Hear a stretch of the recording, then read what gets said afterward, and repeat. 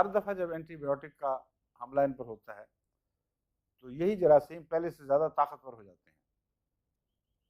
Doctors ने इस पर जो तहकीक की है, वो कहते हैं कि होता यह है कि बहुत से जरासीम मर जाते हैं और बहुत से हैं जो अपनी अंदरूनी कैफियत बदल कर या म्यूटेशन के ज़रिए यानी इत्तेफाकन उनमें से ज़्यादा ताकतवर पैदा हो चुके होते हैं, वो उन दवाओं के असर से बच जाते हैं। इसलिए वो समझते हैं कि ये डॉक्टरों का कसूर है, ये एंटीबायोटिक के निज़ाम का कसूर नहीं।